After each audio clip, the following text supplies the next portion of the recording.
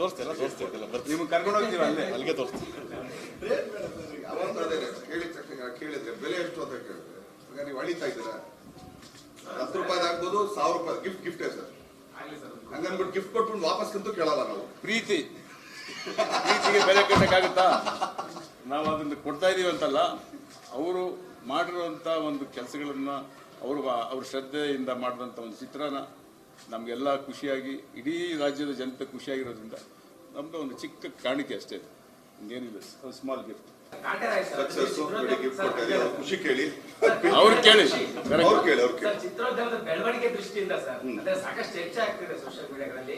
ಕೆಲವರು ಆರ್ಟಿಕಲ್ಗಳು ಬರೀತಾರೆ ಅಂದ್ರೆ 1-2 ಸಿನಿಮಾಗಳು ಹಿಟ್ ಆಗುತ್ತೆ, ಇದೇ ರೀತಿಯ ಪರಿಸ್ಥಿತಿ ಮುಂದುವರೆದ್ರೆ ಲೋ ಬಜೆಟ್ ಸಿನಿಮಾಗಳು ಅಷ್ಟೊಂದು ಗಳಿಕೆ ಮಾಡದಿದ್ರೆ ಕನ್ನಡ ಚಿತ್ರೋದ್ಯಮದ ಪರಿಸ್ಥಿತಿ ಏನೋ ಗಂಭೀರ ಆಗ್ತಾ ಹೋಗುತ್ತಾ ಅನ್ನೋ ಚರ್ಚೆ ಇದೆ ಸರ್. ನಾನು ಅದ್ರಲ್ಲಿ ಸ್ವಾರ್ಥ ಸರ್, ನನ್ನ ಸಿನಿಮಾ ನನ್ನ ಹತ್ರ ನಾನು ಇನ್ನೊಬ್ರಿಗೆ ಹೇಳ್ಕೊಡೋದು ದೊಡ್ಡ ನಾನು.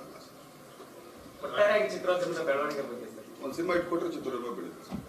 ಅದು ಯಾವುದೇ ಆಗ್ತದೆ, ದೊಡ್ಡದಾಗ್ತದೆ ಚಿಕ್ಕ ಸರ್. ಅದು ಪೂರಕವಾಗಿ ಒಂದು ಪ್ರಶ್ನೆ ಇದೆ ಸರ್. ಅಂದ್ರೆ ಇದು ನೆಗೆಟಿವ್ ಪಾಸಿಟಿವ್ ಅನ್ನೋದ್ರಿಂದ ಒಂದು ಚಿತ್ರೋದ್ಯಮದ ಪ್ರಶ್ನೆ ಅಷ್ಟೇ. ಅಂದ್ರೆ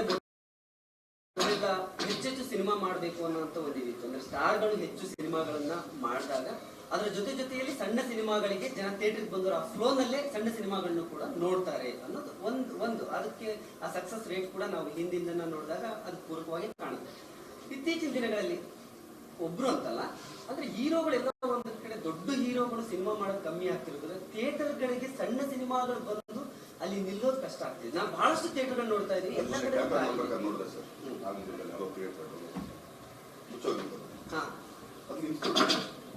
ಏನಾಯ್ತು ನೀವು ಲಾಸ್ಟ್ ಯಾವ್ದೋ ಸೊ ಏನಾಗುತ್ತೆ, ನಾನು ನನ್ನ ಉದ್ದೇಶ ಆಗ್ಬಿಡ್ತೀನಿ. ಈಗ ನಾನು ಆಕ್ಚುಲಿ ಹೇಳಿದೆ ಅವತ್ತು, ಅದು ನಾವು 5ನೇ ದಿನ ರಿಲೀಸ್ ಅಕ್ಟೋಬರ್ಗೆ ನಾನು ಬಂದೇ ಬರ್ತೀನಿ. ಖಂಡಿತ ಇವತ್ತು ಆ ಸ್ಪೀಡಲ್ಲೇ ನಾನು ಹೋಗಿದ್ದೆ. ಆಲ್ಮೋಸ್ಟ್ ಒಂದು 70% ಸಿನಿಮಾ ಮುಗಿದು ಕೈ ಮುಗಿದು. ಈಗ ಈ ಪರಿಸ್ಥಿತಿಲಿ ಈಗ ನಾನು ಅವತ್ತು ಅದನ್ನೇ ಈಗ ಇನ್ನೊಂದ್ಸಲ ಮಾಡಿದಾಗ ಹೇಳ್ಬೇಕು ಅನ್ಕೊಂಡಿದ್ದೀನಿ. ಈಗ ಲೇಟ್ ಆಯ್ತು. ಏನು ಈ ತರ ಸಿಚುವೇಶನ್ ಡಿಫ್ರೆಂಟ್, ಅದು ಅದಕ್ಕೆ ಏನು ಮಾಡಕ್ಕೆ ಒಂದ್ಸಲ ಸಿನಿಮಾ ಬರ್ದಾಗ ಒಂದೇನಾಗುತ್ತೆ, ಥಿಯೇಟರ್ ರನ್ನಿಂಗ್ ಅಲ್ಲಿ ಇದ್ದಾಗ ಇದಾಗುತ್ತೆ, ಇಲ್ಲ ಅವ್ರು ಮೇಂಟೆನೆನ್ಸ್ ಕಾಸು ಹಾಕ್ತಾರೆ. ಎಕ್ಸಾಕ್ಟ್ಲಿ.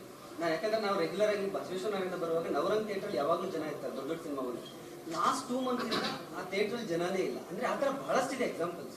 ಅಂದ್ರೆ ಹಂಗಾದಾಗ ಥಿಯೇಟರ್ಗಳು ನಡೆಯೋದು ಹೇಗೆ? ಥಿಯೇಟರ್ಗಳೇ ಇಲ್ಲ. ಈ ಸಿನಿಮಾದ ಒಂದು ರೆವಲ್ಯೂಷನ್ ಅಂತಾನೆ ಹೇಳ್ಬೋದು ಕನ್ನಡ ಚಿತ್ರರಂಗದ ಮಟ್ಟಿಗೆ.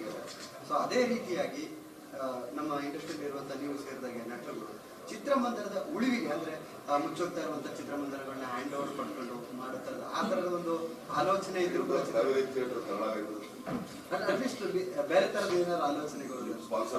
ಈಗ ನೀವು ಕೇಳಿದ್ರಲ್ಲ, ನೀವೆಲ್ಲ ಸಿಂಗಲ್ ಥಿಯೇಟರ್, ಒಂದೇ ಸಿಂಗಲ್ ಥಿಯೇಟರ್ ಐತೆ, ಮಾಲ್ಗಳನ್ನು ಮುಚ್ಚಿಬಿಡೋದು, ಮಾಲ್ಗಳಲ್ಲಿ ಥಿಯೇಟರ್ ಮುಚ್ಚೋದು.